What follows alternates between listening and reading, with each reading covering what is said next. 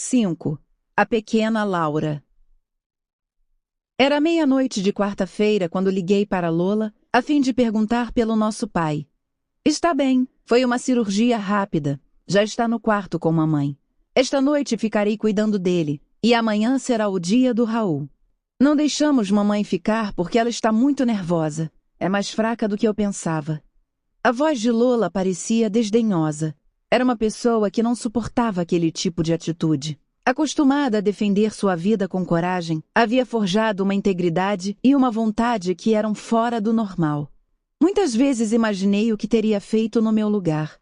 Talvez tivesse voltado para São Juan e desafiadoramente mostraria seu ventre volumoso, passeando pela Praça de Maio. É possível que fizesse isso. Nesse caso, eu também seria uma fraca para ela. Então, papai está animado? Quando o mandaram para casa?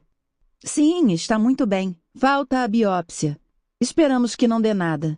Suponho que já possamos levá-lo para casa no fim de semana. Quer o telefone do hospital? Sim, só um minuto. Peguei papel e uma caneta e voltei para o telefone. Pode falar. Posso ligar a qualquer hora? Tenho fuso horário. Esta hora é boa. Eu estava indo para lá quando o telefone tocou. Ele deve estar jantando agora. Anotei o número de telefone, despedi-me de Lola, cuja voz refletia tensão e cansaço. Perguntei a José Luiz se poderia fazer outra ligação. Que pergunta? Respondeu. Quantas precisar? Liguei para o número que Lola me deu e a voz de mamãe parecia distante quando respondeu. Ao ouvir a minha, começou a chorar. Procurei acalmá-la para que não impressionasse papai, mas não houve jeito. Por fim, passou o telefone para ele, que, ao contrário do que eu pensava, estava tranquilo. Não se preocupe, filha. Sua voz era doce e relaxada. Tudo já passou, graças a Deus. Um pouco de incômodo agora e logo me mandaram para casa. Veja, há uma coisa boa. Tenho apetite, então não morro dessa vez, brincou. Agora acabaram de trazer o meu jantar. Sabe o que é? Um caldinho não identificado e um flan como sobremesa. Falei que não morreria dessa vez? Mudei de opinião. Fiquei feliz em escutar suas piadas e ri. Animei-o, apesar de achar que era minha mãe que precisava ser animada. Lola tinha razão. Era fraca. José Luiz e todos os outros, incluindo os empregados, perguntaram-me por ele e relevaram a importância da cirurgia para que não me preocupasse. Quase todos os homens passam por ela, foi o comentário de José Luiz. Aquela semana passou depressa. Laura parecia responder com mais atenção ao som do sininho e me propus a explorar aquilo assim que fosse possível. Um dia, perguntei a José Luiz se precisaria do chofer. É que tenho que ir a Santa Cruz para comprar umas coisas e como não sei exatamente onde encontrá-las, seria bom ter a companhia do Pablo. Não me fará falta, mas Sara pode acompanhá-la. Ela conhece bem a capital. Eu não quis dizer para ele que preferia ir sozinha, porque o que compraria era para Laura. Porém, tive que perguntar a Sara se ela queria ir comigo. Claro! Também tenho que fazer umas compras para o Natal. Saímos logo porque queríamos voltar para casa na hora do almoço. Em Santa Cruz nos separamos para cada uma comprar o que procurava e terminar o quanto antes. A cidade estava enfeitada e viam-se nas vitrines os toques próprios das festas que se aproximavam. Minhas compras, todas para estimulação de Laura, consistiam em sinos de diversos sons e instrumentos musicais variados, uma gaita, castanholas, chocalho e um piano de brinquedo. Depois, comprei fitas coloridas e bolas natalinas. Quando terminei, esperei por Sara em uma varanda na Praça de Espanha. Não demorou muito e a vi chegar carregada de pacotes. Pablo esperava a nossa ligação para nos buscar. Antes de ligar para ele, Sara se sentou ao meu lado e pediu uma cerveja para o garçom. Estou morrendo de sede. Fui a todas as perfumarias procurando um creme e não encontrei. Pedirei ao Carlos que me traga um de Madrid quando voltar para cá. Terminei meu suco e Sara bebeu a cerveja com vontade. Pareceu um momento oportuno para lhe contar que tinha tomado uma decisão em relação a Laura e a mim, mas me custava muito abordar o assunto. Olhei distraidamente para umas pombas que bicavam os restos de comida pelo chão no meio das mesas e observei suas patas mutiladas, devido talvez à sua familiaridade com os passantes, que sem querer pisavam nelas ou as acertavam com as cadeiras ao se sentar. Por fim, decidi falar. Ouça, Sara, espero que compreenda o que direi. e que perceba que não penso somente em mim ao tomar essa decisão. Eu a encarei e vi que seus olhos expressavam impaciência e interrogação. Continuei. Decidi ficar aqui. Quero tentar ajudar Laura. Ela me dá muita pena e acho que, entre outras coisas, precisa de carinho. Não sei se conseguirei grandes avanços, nem se a tirarei do isolamento, mas garanto que porei todo o meu esforço para que isso seja possível. E sempre falei que queria encontrar um trabalho e criar meu bebê com meu próprio esforço. Este trabalho é o melhor que posso encontrar e estou me afeiçoando a ela. Mas quero que saiba que, se em qualquer momento precisar de mim, seja por estar doente ou se sentir sozinha, levarei exatamente 2 horas e meia para estar ao seu lado em Madrid. Além disso, o fato de você e José Luís serem irmãos facilita as coisas, porque ele será compreensivo se tiver que me ausentar para ir até você. Sara me deixou falar sem me interromper. Eu estudava seus gestos para ver como reagiria ao saber dos meus desejos, mas a expressão de seu rosto não me dizia nada. Quando terminei, ficou em silêncio por um tempo, e então, medindo suas palavras, abordou o assunto de uma forma que demonstrava toda a sua elegância. Minha querida, por mim teria você sempre ao meu lado, mas acho que não posso prendê-la. É verdade, você me disse que queria trabalhar. Reconheço que sou possessiva demais, mas conforme disse, tudo fica em família, e esse é o melhor trabalho que poderia ter encontrado. Fico muito mais tranquila sabendo que você está na casa do meu irmão, ainda que cuidar de Laura não seja um dos trabalhos mais fáceis. Agora, o que eu gostaria mesmo é que me deixe ser a madrinha do seu bebê. E, por favor, ligue para mim sempre que puder e me diga como está. E se por acaso chegar ao ponto de não aguentar mais e quiser largar tudo e voltar para casa, estaremos esperando você de braços abertos. As palavras de Sara me emocionaram. Será possível que ela sinta mais falta de mim do que qualquer um de minha família? Assim, decidimos sobre nossa separação. Ligou para o motorista que logo chegou e durante o caminho me perguntou se eu já havia falado com meu irmão. Não, queria que você soubesse antes de qualquer um. Tenho certeza que ele ficará muito feliz, porque já se deu conta de suas atenções para com a menina. Outro dia me perguntava por que eu não arrumava alguém como você para cuidar de Laura. Veja, entrar na biblioteca como você entra, pegando e deixando os livros, nenhum dos seus melhores amigos conseguiu isso até hoje. A biblioteca é limpa uma vez por ano, e meu irmão só admite a colaboração de Francisco porque ele já lhe demonstrou que sabe cuidar deles. Chegamos em casa por volta de 1 da tarde, mas José Luís nos esperava pacientemente para o almoço. — O que é isso? — interrogou olhando para nossos pacotes. — Compraram muitas coisas. — Não paramos de andar desde que saímos de casa — respondeu Sara enquanto se deixava cair em uma poltrona. — Bem, no final apenas nos sentamos para tomar uma cerveja. Depois mostro tudo. — E você? Ele me perguntou. — Comprou algo para você também? — Na verdade, não, respondi. Comprei umas coisinhas para ver se Laura gosta. Estranhei porque era a primeira vez que se interessava por minhas coisas. Nunca ou quase nunca me perguntava nada, e quando eu passava ao seu lado, na maioria das vezes nem percebia minha presença. Eu entrava na biblioteca e ele, estando ali, respondia meu cumprimento sem levantar a cabeça dos seus escritos. Eu o vi apenas como um bom escritor e o irmão muito querido de Sara. Contudo, sabia que o carinho que Sara e Carlos demonstravam ter por mim não seria o mesmo nessa casa. Quando terminávamos nosso almoço, Sara abordou o assunto. — Bom, disse se dirigindo a mim. — Você diz ou digo eu? José Luís olhou primeiro para uma, depois a outra, e para não estender mais o suspense, comecei a falar. Sei que você precisa de uma governanta, eu preciso de trabalho e Laura precisa de alguém com paciência suficiente para cuidar dela sem desmaiar.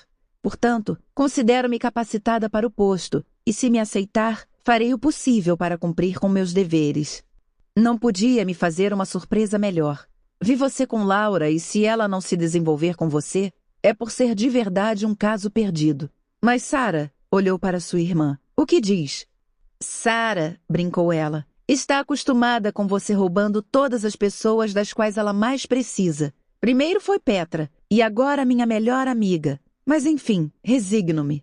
Tudo por Laura. Antes de terminar o assunto, acrescentei, quero que lembrem que estou grávida e quando o bebê nascer, não poderei cumprir com minhas obrigações. Além disso, minha intenção é voltar para a Argentina, para junto de minha família. Não significa que será imediatamente, mas algum dia irei. No entanto, espero que até lá Laura já tenha se integrado ao nosso mundo. Eu também quero dizer algo, avisou José Luiz. De vez em quando minha cunhada vem com a desculpa de ver a menina. Também se chama Laura. Você terá problema com ela porque todas as governantas se queixavam de suas intromissões. Dou autorização para que você trabalhe com toda a liberdade. Se quiser mandá-la passear, fique à vontade. Não se deixe dominar por ela. Caso contrário, estará perdida e terminará indo embora como as outras. Não se preocupe, eu tranquilizei. Já a conheci e me pareceu desagradável, mas agradeço seus conselhos. Depois do almoço, sentia-me cansada e fui para o meu quarto. Fiquei descalça, joguei-me na cama e coloquei os pés para cima. Essa postura era muito relaxante. Já fazia 2 dias que meus pés inchavam. Adormeci e, quando desci, fui diretamente para perto de Laura. Era 5 da tarde e a sombra do flamboyant mostrava-se alargada com a luz do sol oblíqua da estação. Tirei Laura debaixo da árvore e a levei para o sol. Estava coberta com uma manta fina. Com certeza Petra a agasalhou porque era uma mulher friorenta. Tirei a manta para que recebesse um pouco de sol nas pernas. Ao sair da sombra, fechou seus olhos claros tão sensíveis à luz. Eu a observei. Tinha uma expressão de inocência muito parecida com a do retrato de sua mãe. Agachei-me diante dela e pela primeira vez parecia que me olhava. A partir de agora, falei como se ela me entendesse. Você e eu estaremos sempre juntas. Se não quiser vir para o meu mundo, entrarei no seu. O que eu não consentirei é que continue assim. Pouco a pouco nos tornaremos boas amigas e a ensinarei a falar, a caminhar e a desfrutar a vida e essa casa maravilhosa do jardim. Você verá como nos divertiremos, mas preciso da sua colaboração, entende? Não entendeu. Mas desde aquele dia eu lhe falava e lhe fazia perguntas que ficavam sem resposta. Na hora de comer, colocava entre suas mãos um dos sininhos que havia comprado em Santa Cruz e a cada colherada agarrava uma delas e fazia barulho com ele. Não sabia se seria por acaso, mas não fechava a boca quando a colher se aproximava. Como só tinha uma leve resposta ao som do sininho, pensei em pendurar vários pelos galhos do flamboyant e os fazia soar com um palito. Depois, amarrei fitas coloridas nos sinos e ia colocando-os alternadamente em sua mão, fazendo-os soar. Observei que havia alguns sons que a agradavam mais que outros. Com determinados sons, ela fechava os olhos e com outros não. Minha criatividade não tinha limites. Uma vez o ar balançou os galhos da árvore e os sinos tocaram sozinhos. Suas mãos fizeram um movimento de agarrar alguma coisa. Outro pequeno avanço. Associava o som com as fitas que lhe colocava entre as mãos.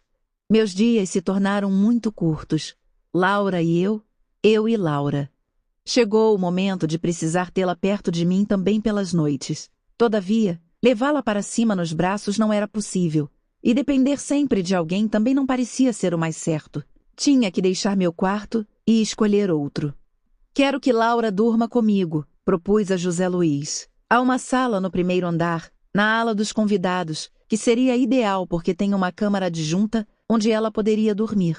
Ao mesmo tempo dá para o jardim e seria muito mais cômodo para levá-la para fora. Valéria, respondeu quase irritado por interromper seu trabalho. Já disse que você não tem que me pedir autorização para nada. Faça o que achar melhor e mude quando quiser. Apesar de seus modos rudes, deu-me a sensação de que estava muito feliz. Não apenas porque alguém estava cuidando de Laura, mas também por não ter mais essa preocupação. Percebia-se que a morte da sua esposa durante o parto era motivo daquela menina carregar uma culpa que ela não tinha. Cada vez que o pai a olhava, não podia pensar em outra coisa que não fosse em sua esposa morta e a felicidade perdida. Além disso, pelo retrato que estava pendurado no salão, mãe e filha parecidas, os mesmos olhos azuis, as feições delicadas e a pele fina. Muitas vezes perguntei-me se Laura seria autista de verdade ou somente uma menina abandonada desde o momento do seu nascimento. O certo é que, bem devagarinho, ia conseguindo avanços imperceptíveis para os demais. Para mim, que a observava com atenção, a menina respondia a alguns estímulos. Naquela tarde, levei minhas coisas para o novo quarto e pedi que levassem para lá as roupas de Laura. Meu dormitório era amplo e alegre, com uma grande janela voltada para o jardim. O banheiro, com banheira de hidromassagem, era bem amplo e tinha alguns aparelhos de ginástica. bicicleta, esteira, uns pesos. A porta era de correr e envidraçada. Dava para um pequeno salão que pedi para arrumar e se tornar o dormitório de Laura. Tinha grandes janelas para o jardim e estava ao lado do flamboyant. Os móveis eram modernos e muito bonitos. A decoração me agradou. As paredes eram salmão, a mesma cor do carpete. Havia uma mesa em um canto com uma coleção de carros em miniatura. O lustre era muito simples, como os apliques da parede. Sobre a cabeceira da cama, havia 2 quadros de tema religioso. Na cômoda estava uma foto do casal, provavelmente lembrança de alguma viagem, e ao lado, o vaso mais horrível que já vi. Estranhei aquela peça em uma casa onde o bom gosto predominava, e apesar de ter vontade de mandar que o tirassem dali, deixei onde estava. Para dissimular um pouco seu efeito desastroso, coloquei uns copos de leite que peguei no jardim, aproveitando que o jardineiro não estava. O armário era imenso. Quando terminei de colocar minha roupa, percebi que sobrava muito espaço. Na parte oposta tinha uma escrivaninha e uma poltrona. Também colocaram um telefone de comunicação direta com os empregados para que pedisse o que precisasse a qualquer momento. Agradeci muito porque a nova localização ficava um pouco separada do resto da casa. No dormitório de Laura foi colocado um armário, uma cama, um sofá de 3 lugares e uma mesa de centro. Naquela tarde, Yaisa veio na hora de dar banho e pôr Laura para dormir. Até ter meu filho, precisaria dela cada vez mais. Pouco a pouco me sentia mais e mais desajeitada. Yaisa colocou a menina na banheira e liguei a hidromassagem. Esta massagem lhe fará bem, falei para Laura. Está o dia todo sentada. Amanhã veremos como fará um pouco de exercício. Não sei como, já que ela não anda. Pensarei em alguma coisa. Vi o olhar de desdém de Yaisa.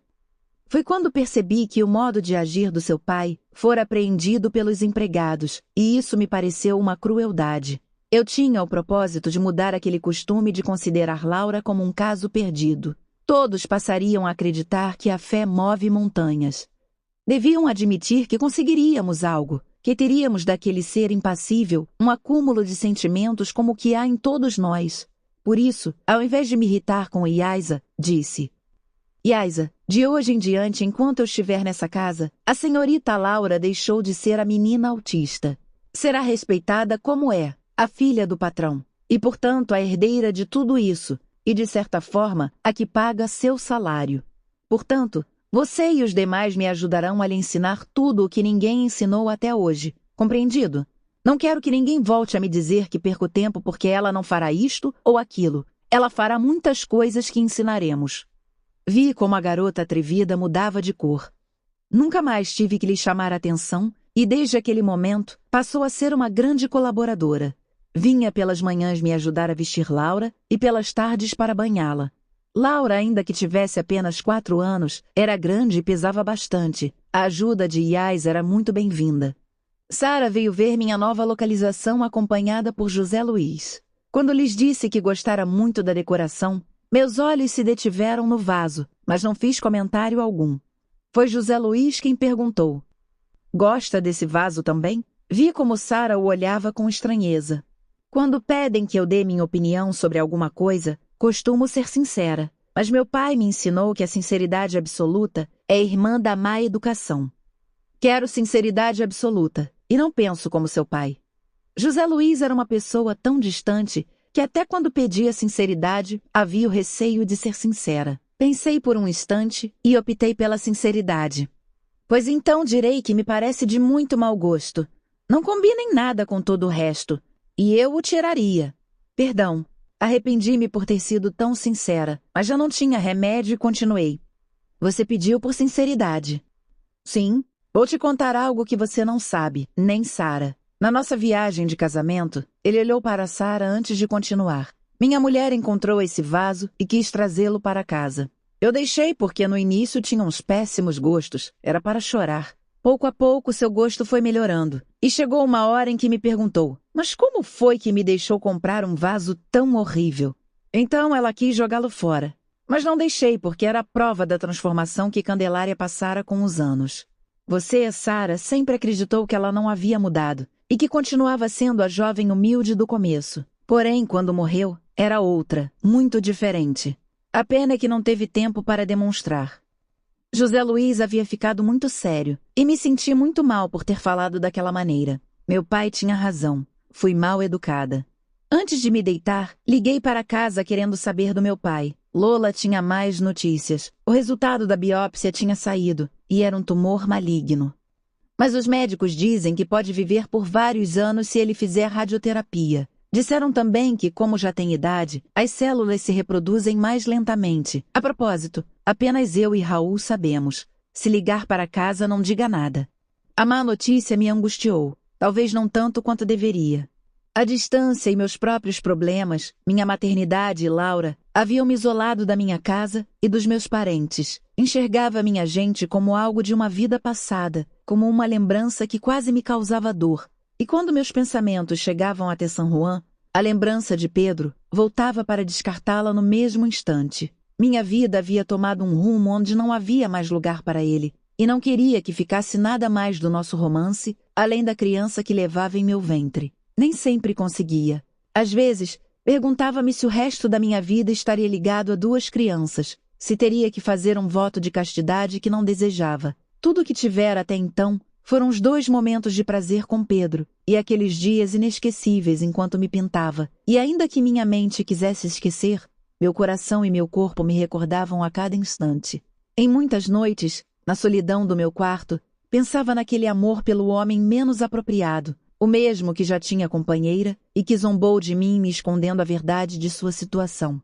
Então, antes de que a angústia tomasse conta de mim, levantava-me e saía para o jardim. O ar fresco me aliviava e o céu límpido das Ilhas Canárias me oferecia um firmamento iluminado.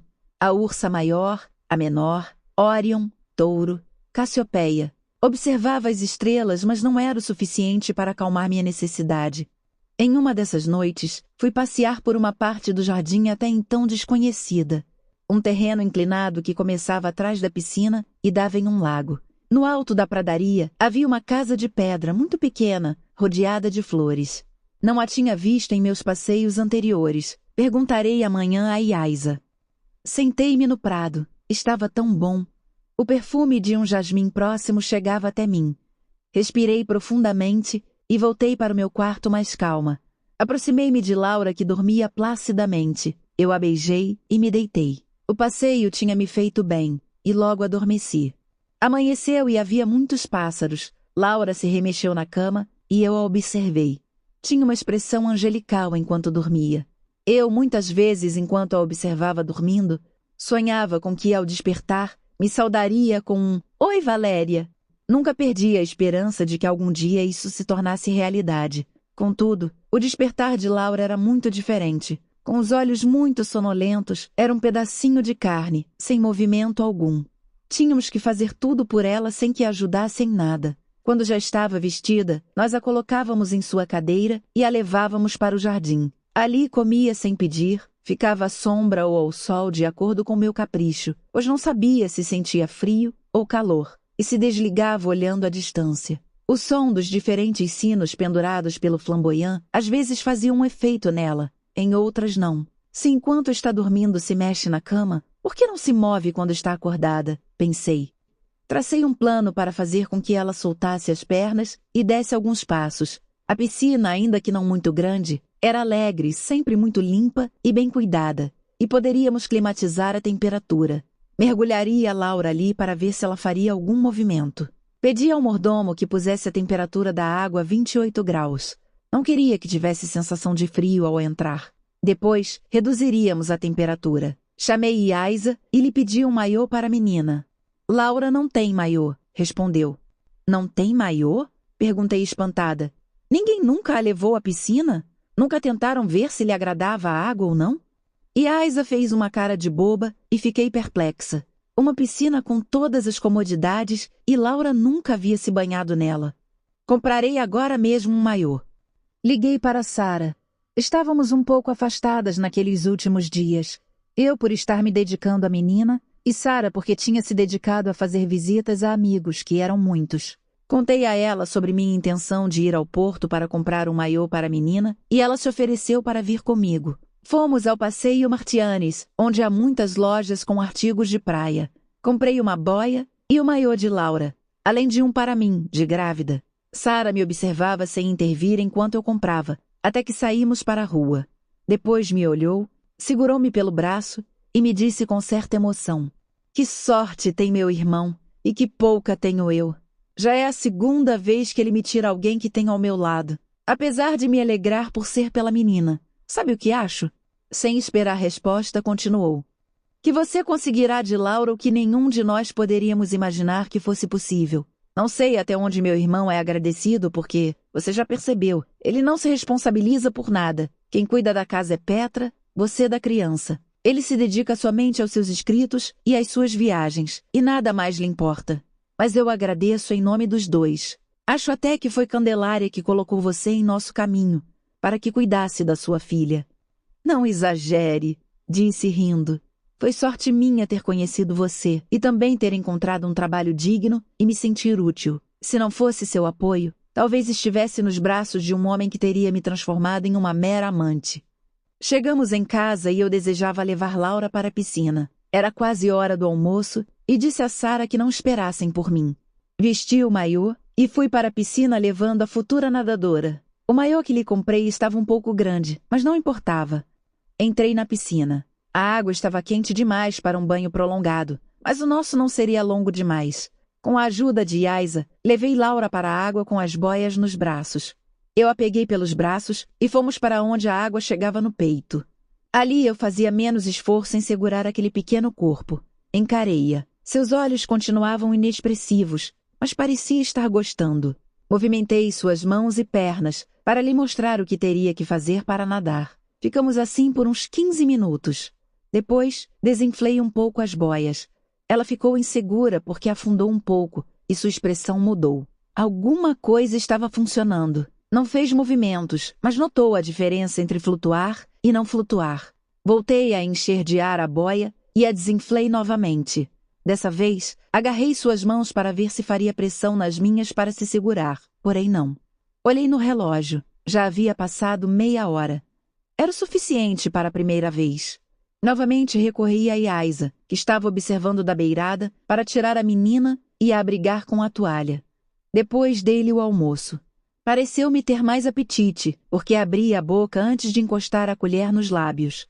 Eu estava satisfeita com o experimento e quase não me lembrei que eu também deveria almoçar. Fui para a sala de jantar e Sara e seu irmão me esperavam. "Mas por que não almoçaram?" Perguntei um pouco exasperada pela minha demora. "Estávamos observando você, Valéria", falou José Luiz. "No primeiro dia aqui, disse-nos que não sabia o que era autismo. Todas as governantas que passaram por essa casa sabiam, segundo elas, muito sobre o problema. Quando iam embora, Laura estava como sempre. Nenhuma se entregou como você. Tenho certeza que Laura sairá do seu estado de isolamento. Não sei até que ponto, mas alguma coisa acontecerá. E Valéria, se precisar comprar algo para Laura, faça-o sem olhar o preço e depois me dê a conta. Até agora não me passou nada." Aquelas palavras vindas de uma pessoa tão pouco comunicativa me surpreenderam e encorajaram. Já sabia que conseguiria algo com Laura. A surpresa foi saber que ele também achava aquilo. No dia 23 pela manhã, Carlos voltaria de Madrid. Eu lhe tinha muito carinho e sentia sua falta. Quando Sara me perguntou se queria acompanhá-la ao aeroporto para recebê-lo, senti muito por dizer não. Porém, não queria interromper os banhos de Laura, porque notava que fazia muito bem a ela e que estava gostando mais dia após dia. Seus olhos azuis se viravam de uma forma lenta e quase imperceptível, mais expressivos. O avanço, ainda que leve, era evidente. Sua lentidão era consequência de não ter tido um mínimo de estímulo nos seus primeiros 4 anos de vida. Todos se limitavam a vesti-la, dar-lhe de comer e colocá-la à sombra do flamboyant. Por isso ficavam nos observando no começo como se estivessem vendo um programa de televisão enquanto fazíamos os exercícios. Um dia, enquanto descansava depois do banho, vi José com suas rosas. Quase tinha me esquecido da pequena casa de pedra que havia visto na pradaria, ao norte. Eu me aproximei dele e, antes que dissesse algo, ele comentou que havia ouvido sobre os avanços de Laura e me felicitava por eles.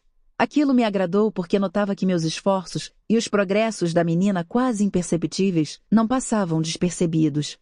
Queria lhe perguntar, eu vi uma casa pequena nessa parte. Apontei para a trilha que conduzia para a Colina Verde. Quem a ocupa? Ah, a casinha de Laura? Diante da minha surpresa, continuou. Sim, era um armazém de víveres. Vinho, carne de porco, bebidas. Os antigos donos dessa propriedade a usavam para isso. Quando os patrões fizeram a reforma, arrumaram ela para o bebê que estavam esperando, para que ela recebesse seus amigos quando fosse maior, disse a patroa. Pobrezinha, mas nunca foi usada, nem creio que seja.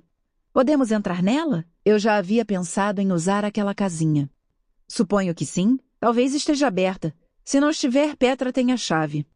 Queria ver aquela casa porque tinha o propósito de colocar ali uma pequena academia. Reunia todas as condições necessárias. José me acompanhou até lá e empurrou a porta. Estava trancada.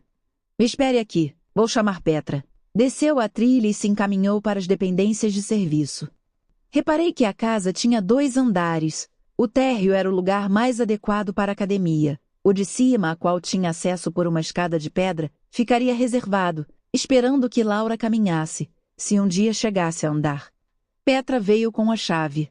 No primeiro andar havia um grande salão, uma cozinha americana e uma pia. No segundo, que também se tinha acesso por uma escada em caracol, tinha 2 dormitórios, um muito grande com banheiro e outro menor. Bem, dirigi-me a Petra. Deixa a chave comigo, eu aguardarei.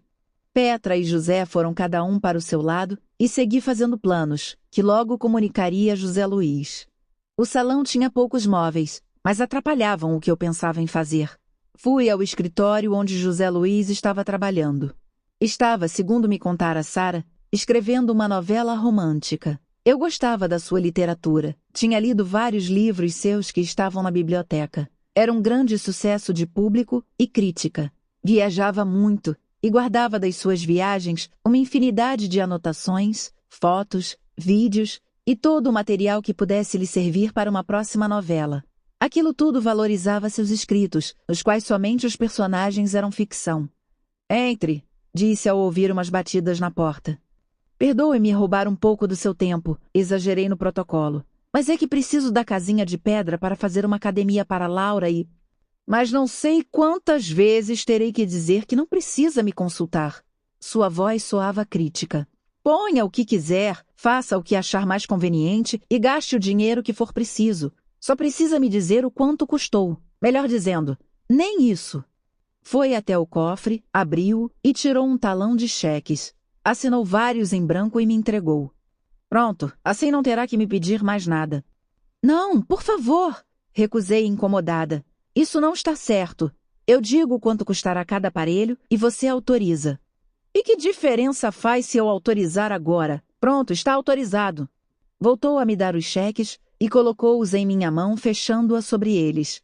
O que quiser. E, acima de tudo, que me deixe escrever em paz. Disse Sara mais tarde, quando lhe contei o acontecido. Quando escreve, não atende a ninguém, nem sequer a mim. É mais cômodo que faça o que quiser. Ele se encarrega dos gastos e segue com os livros, entende? Entendi em parte. Eu me queixava do meu pai porque eu considerava pouco comunicativo com os filhos, mas se comparado com aquele homem, uma coisa me preocupava. Desejava que o pai olhasse de vez em quando para a filha, porque me parecia que facilitaria sua integração ao mundo, e não via nenhuma intenção da sua parte em assumir a mínima responsabilidade. Pagava-me um salário muito alto para que me ocupasse de tudo. Ele se abstinha de tomar parte em qualquer coisa. A montagem da academia foi mais difícil do que eu imaginava. Precisava de uns aparelhos que não eram os normais, e tinha que desenhar e depois mandar para alguém que interpretasse meus desejos. Por sorte, contei com a ajuda de Sara e Carlos. Ela conhecia a ilha e sabia onde encontrar pessoas especializadas em um ou outro trabalho. Carlos me ajudou a economizar espaço e a pensar nos aparelhos mais convenientes para o que eu queria fazer. Preciso de 2 barras paralelas em primeiro lugar. Penderam delas 2 correias extensoras costuradas a uma lona para ensinar Laura a andar. Primeiro, seus pés mal tocarão o chão. Eu a deslocarei ao longo das barras, movimentando suas pernas como se andasse. Pouco a pouco, darei mais extensão às correias, até que se apoie totalmente no chão. Acho que isso seria muito mais simples se eu a segurasse pelos braços, mas em pouco tempo isso será impossível para mim, e não quero começar um exercício e desistir sem realizações positivas. As correias e tudo o que deseja de corda não há problema, disse Sara. Há um sapateiro na Orotava que pode fazer. A lona, peça a Petra. As barras também não são problema. Eu me encarrego de pedir. É só me dizer o tamanho que quer. Sim, darei as medidas. Também preciso de um colchonete, uma cama de massagem e... Não acha que já tem bastante com o andador? Disse Carlos. Considere que também precisa pensar em você. Você está grávida e ficará sem jeito. Se carregar Laura, pode vir a prejudicar sua gravidez. Não se preocupe. Prometo que cuidarei de mim e não arriscarei a vida do meu bebê. Em tempo recorde estava o andador, como Carlos chamava as barras, pronto. Começamos os exercícios com Laura. Como eles haviam colaborado com a montagem, também ajudavam nos exercícios e viam como eu que fazíamos progressos, ainda que de um modo bem lento. Claro que alguns dias podiam ser considerados perdidos, quando parecíamos caminhar para trás. Outros, em compensação, enchiam-nos de esperanças. Um dia, quando havíamos baixado um pouquinho as correias, coloquei debaixo dos pés de Laura um tapete que Carlos deslizava para trás. O tapete tropeçava na ponta de seus pés, e eu a ensinava a levantá-los e a baixá-los para dar os passos. Primeiro um, depois o outro. Cansados e sem ver resultados, sentamo-nos no chão, olhando os pés inertes da menina. "Veja!" gritamos juntos. Os dedos dos pés de Laura se moviam para cima. Aqueles momentos nos encheram de alegria, e todo o esforço realizado nos parecia maravilhoso. Entretanto, aqueles dias perdidos voltavam. Nada se adiantava e até parecia que atrasava o avanço anterior. Chegaram as festas natalinas, e com elas as ceias ou os almoços com os amigos, os convites em casa, as felicitações. Quando um convite era feito a eles, eu me desculpava por não ir, mas quando recebiam visitas em casa, não tinha como não estar presente. Em uma dessas ceias na casa de José Luiz, vieram os mais íntimos, Mário e Imaculada, Jesus e Pilar, e Laura, a cunhada antipática. Vieram jantar porque os irmãos Oliveira sabiam que a menina estava dormindo e que eu poderia estar com eles. Os dois casais eram muito agradáveis e creio que também gostavam de mim, por isso me preparei para passar uma noite divertida. Vesti uma roupa folgada, como Sara me aconselhou, e ela me emprestou um colar de bijuteria fina, que combinava muito bem. Olhei-me no espelho. Estava com um bronzeado que me favorecia. Entrei na sala de jantar exterior, onde um drink e Mário, o brincalhão, soltou um assovio de admiração para mim, seguido de uma de suas gargalhadas. Todos me olharam. Fiquei constrangida. "Nossa!" disse Jesus galante. "Como Tenerife te faz bem." Os demais também me elogiaram. Todos menos Laura, que me olhava de esguelha com cara crítica. Laura era a nota desagradável naquela reunião. E isso não era só minha opinião. Percebi que ninguém gostava dela. "A convidamos por compromisso", falou Sara, "mas não teremos mais que suportá-la em todas as festas." Desde o primeiro momento me dei muito bem com Pilar. Era desenvolta e natural, com uma simpatia encantadora e muito conversadora. Tinha um vasto conhecimento cultural da qual não fazia alarde e gostava de pintura. Conversamos muito sobre um dos meus assuntos preferidos. Ela, por sua vez, mostrou um grande carinho por mim e isso fez com que nos aproximássemos mais. Pensei ter sorte de encontrar uma substituta da minha querida Sara em Tenerife. "Agradeço sua amabilidade", disse olhando um por um. "Como pretendem que não me sinta bem em Tenerife com pessoas tão atenciosas?" O jantar transcorreu em um clima de cordialidade e simpatia. Eles brincavam uns com os outros e muitas vezes me incluíam. Eu estava tendo uma noite deliciosa. Precisava daquela distração para me afastar por algumas horas do problema da pequena. Tudo acontecia perfeitamente até que Mário perguntou a Pilar o que fazer em Madrid. "Eu, quando vou para essa grande cidade, não sei o que fazer", confessou Mário. "Me aborreço e no dia seguinte digo para Ima para irmos embora, não é, querida?" "Meu filho", foi o comentário de Pilar, "para mim faltam dias para ver tudo o que quero. Vamos ao teatro, ao cinema, às compras, ao Museu do Prado. Dessa vez vimos uma exposição de pintura maravilhosa de um galego que vendeu todos os seus quadros no primeiro dia. Como se chamava?" Eu comecei a tremer. Ainda bem que ninguém reparava em mim. Quando a ouvi dizer, "Ah, sim, Leovinho", caiu a taça que tinha na mão, derramando o vinho sobre a toalha. Olhei para todos. Ninguém reparou. Ninguém com exceção de Sara. Seus olhos me observavam e não pude sustentar seu olhar. Não se preocupe, isso é sinal de felicidade, disse enquanto estavam todos interessados nas explicações de Pilar. Sua pintura me empolgou. Falei com ele e lhe dei meu endereço para que me mande um catálogo quando fizer outra exposição. Veremos se chego a tempo de comprar um quadro. Segundo parece, não vende no estúdio. Há de se comprar quando ele expõe. O incidente passou despercebido a todos, mas Sara seguia me observando. Nunca lhe confessei quem era o pai do meu filho, nem ela tinha perguntado. Se agora suspeitasse de algo, eu diria a verdade. Ela não merecia nada diferente daquilo, e além do mais, sei que guardaria meu segredo como ninguém. Desculpei-me e fui ao jardim. Todos acharam natural que eu precisasse de um pouco de ar. Sara me seguiu com o olhar até a porta. Do lado de fora, respirei fundo. O que estava acontecendo? Não posso afastar da minha mente o fato de que Pedro expunha em Madrid. Poderia vê-lo se quisesse, mas era essa a minha vontade? Parecia-me que havia passado uma eternidade desde que chegamos em Tenerife. Além disso, tinha a pequena Laura. Podia ajudá-la e me comprometi com aquilo. Aqui eu tinha um emprego digno e bem remunerado. Vivia em uma casa onde não me faltava nada. Era apreciada e respeitada por todos. Porém, também vinham aquelas noites não dormidas, de passeios pelo jardim até o sono me vencer. Aqueles dias vazios, ansiando e desejando algo ao que havia renunciado voluntariamente. Poderia viver o resto da minha vida com a lembrança de um amor efêmero? Se fosse à procura de Pedro, aqueles momentos de amor não me faltariam. Mas a que preço? Viveria marginalizada, apontada com o dedo pelas mesmas pessoas que agora me respeitavam. Tudo isso supondo que Pedro ainda se lembrasse do nosso amor. E se me recusasse ao ver minha gravidez? Para ele, minha presença suporia um compromisso e podia não estar preparado. Ouvi uns passos atrás de mim e não precisei me virar para saber quem era. O que está acontecendo, meu bem? Perguntou Sara solícita. Você sabe, não é? Falei enquanto me virava para ela. Não exatamente. A taça não caiu porque você tropeçou como os outros pensaram. Você ficou nervosa e Pilar estava falando de uma exposição de pintura de um pintor galego. Imagino que o pai do nosso bebê seja...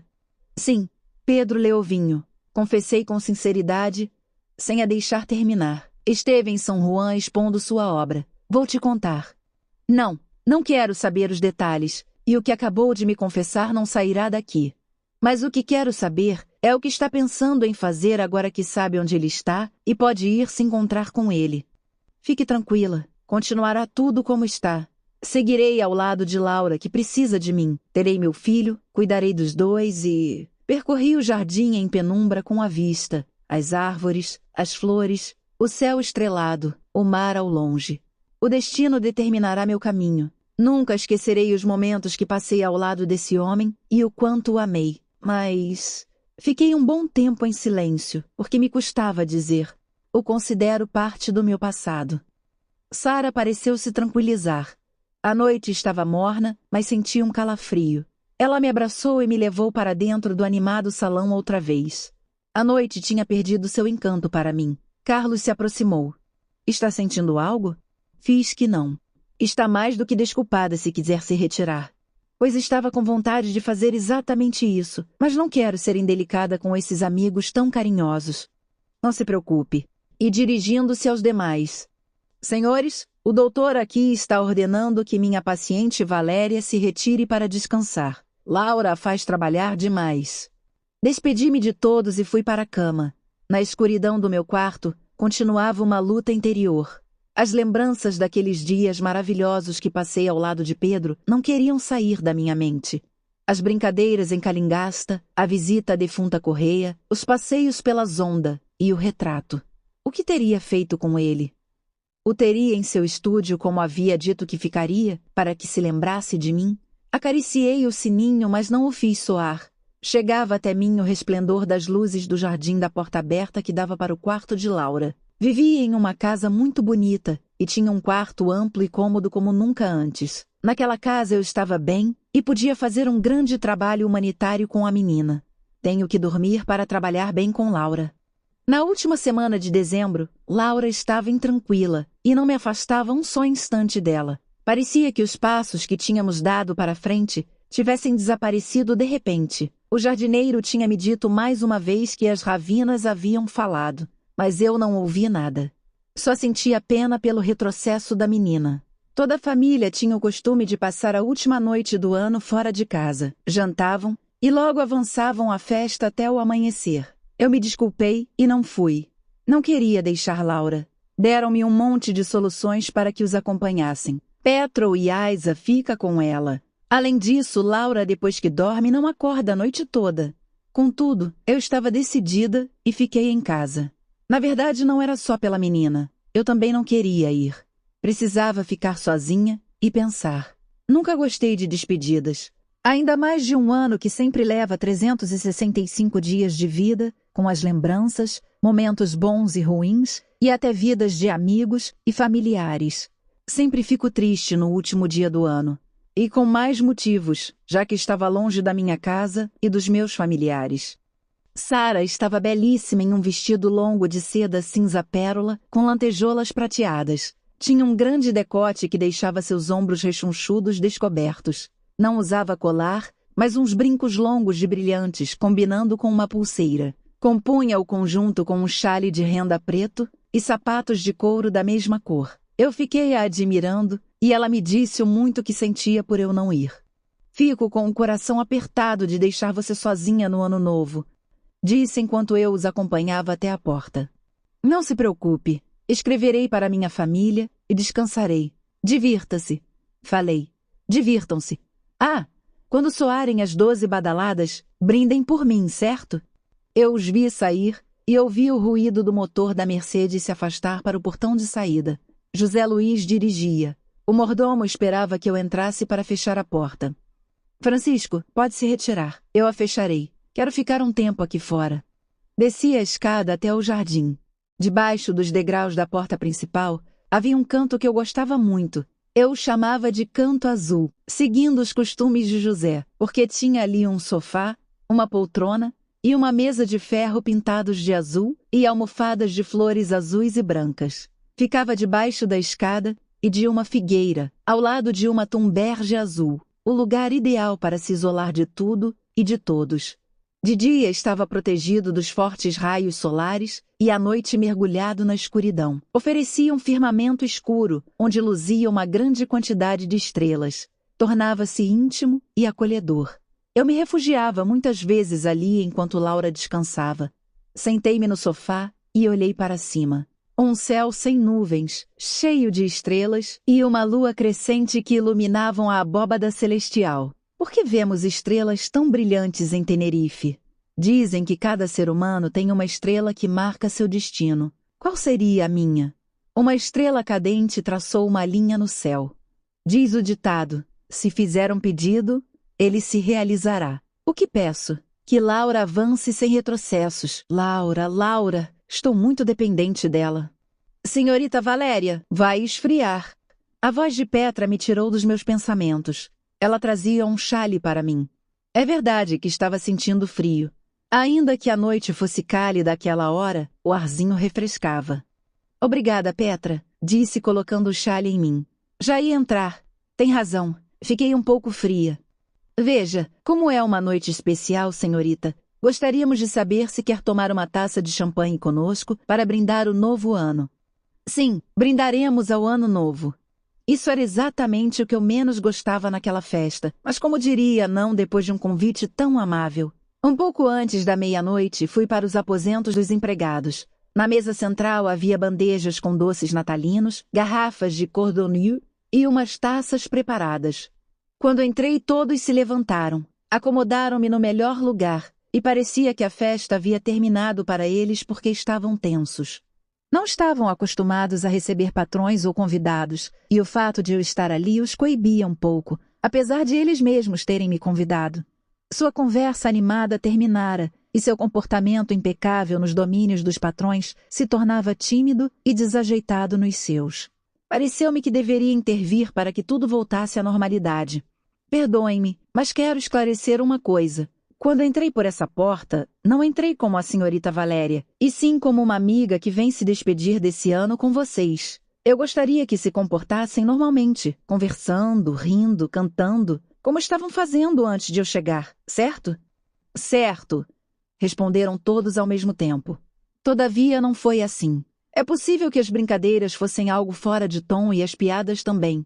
Nesse caso, era melhor mesmo que ficassem calados. Por fim, soaram as 12 badaladas. Comemos as 12 uvas e levantamos as taças para brindar. Conversei um pouco com eles, pedi licença e, alegando cansaço, saí. Francisco me acompanhou e me disse que se precisasse de algo era só chamar. Mal saí e os risos soaram como antes de eu chegar. No meu quarto, olhei para Laura, que dormia. Dei-lhe um beijo como sempre. Que tenha felizes sonhos, minha querida, e que sua vida mude nesse ano que começou. Ah, e esquecendo de dizer que trarei uma amiguinha ou amiguinho para brincar. Eu me deitei e dormi logo em seguida. Carlos e Sara resolveram partir no dia 3 de janeiro. Era algo que eu já deveria ter assimilado, mas quando chegou o momento de nos despedirmos, comecei a chorar como uma criança. Não eram uns amigos que partiam. Era algo muito mais importante em minha vida.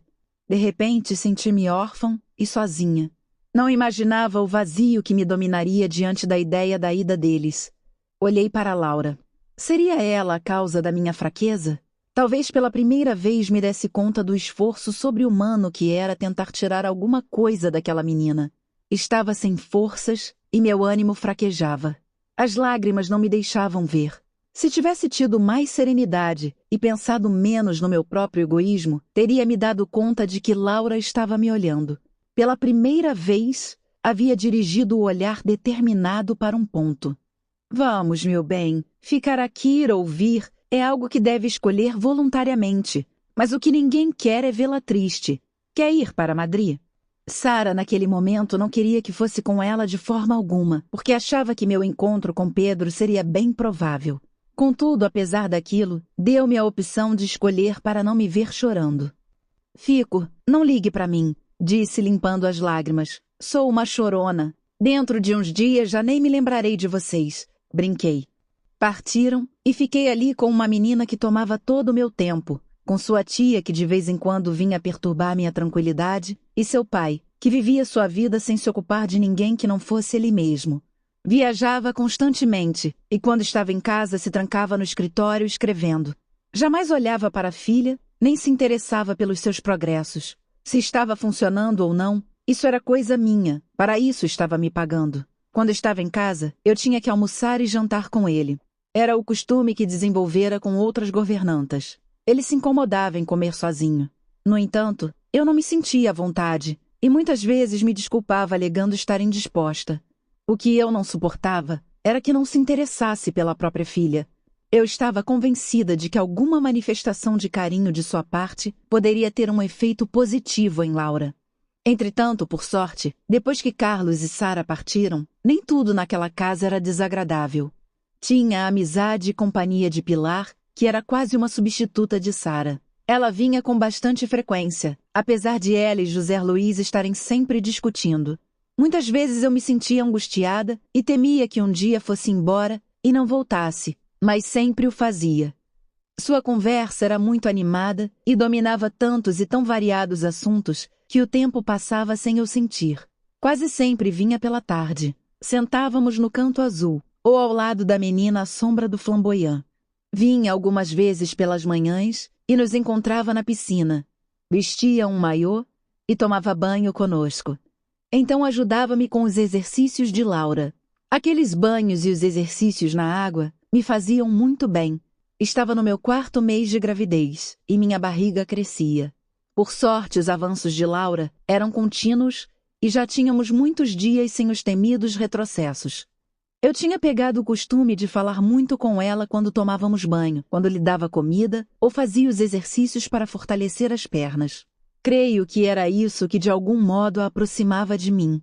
Reparei com estupor que me seguia com o olhar por todas as partes, e mesmo que não falasse nada, havia um entendimento entre nós duas. A última meta que me propus era fazer a menina rir ou ao menos sorrir. Coloquei uns sininhos nos tornozelos dela para que animasse a dar alguns passos. Movia-lhe os pés para que escutasse o som e parecia gostar daquela nova tática. No entanto, suas pernas ainda estavam muito débeis. As sessões na academia se duplicaram.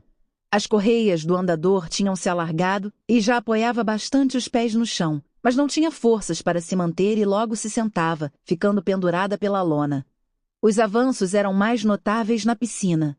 Comprei uns bonecos flutuantes e fazia com que ela fosse de um para o outro, e assim percorria a piscina movimentando pernas e braços, mas sempre empurrada por mim. Observei sua predileção mais por uns bonecos do que por outros, e esses eu lançava o mais longe possível, para que fizesse mais esforço para chegar neles. O curioso era que quando os alcançava, não queria agarrá-los, e eu tinha que dá-los para ela. Um dia estávamos brincando assim e chegou a antipática tia Laura. Era muito custoso para mim chamar aquela mulher pelo mesmo nome da menina.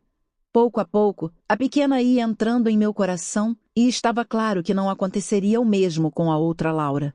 Por isso, quando eu falava dela, dizia tia de Laura, ou se estivesse falando com José Luiz, sua cunhada. Em um dia específico, ela se aproximou da piscina e, depois de nos observar por um tempo, afastou-se. Estúpida, pensei. Não nos cumprimentou quando chegou, nem se despediu na saída. Contudo, fez o que quase sempre fazia. Foi dizer ao cunhado que eu estava forçando demais a menina. Porém, José Luiz não lhe dava a mínima atenção. Ele disse a ela que Laura estava avançando muito e que confiava em mim plenamente. Eu me sentia feliz dedicando meus dias a essas brincadeiras com a pequena e cheguei a esquecer de mim mesma e da minha gravidez. Só lembrava porque meus movimentos ficavam cada vez mais limitados. Sara me ligava com muita frequência e falava para eu me cuidar. Aquelas conversas com minha amiga me fortaleciam e me faziam mais humana e paciente. Pilar também se preocupava com minha gravidez mais que eu mesma. Sara teria pedido que cuidasse de mim? De qualquer forma, estava sendo muito bem cuidada por elas. Um dia, Pilar, apontando para minha barriga, disse: "Não tem curiosidade para saber se é menino ou menina? Por que não faz um ultrassom? Seria bom se você fosse acompanhada por um ginecologista para que ele possa fazer seu parto quando chegar a hora." Sim, não tinha pensado nisso. Mas não conheço ninguém aqui. Recomenda alguém? Falarei com o meu, e assim que marcar uma consulta, lhe passo a data. Pilar tinha razão. Fui na consulta, e ao fazer minha ficha, descobri um problema que parecia sem solução. Tinha que voltar para minha pátria em breve porque o tempo do visto de turista, que era o que eu poderia ficar na Espanha, chegava ao fim. Quando contei isso a José Luiz, ele começou os trâmites para evitar minha deportação, mas o problema era muito complicado para ser resolvido em tão pouco tempo. Ninguém até então tinha pensado nisso e era tarde demais. Tem que voltar para a Argentina e de lá o senhor pode solicitar que ela volte. Foi a solução que deram a José Luiz. Entretanto, eu não estava disposta a deixar Laura agora que tinha conseguido avanços importantes. Era uma pena que retrocedesse e perdesse tudo o que havia aprendido com tanto esforço. Também não queria me apresentar grávida para minha família. Meu bebê, que segundo o ginecologista era uma menina, tinha que nascer na Espanha. Mário Campilo e Jesus Gonzalez contataram todos os amigos, mas foi inútil.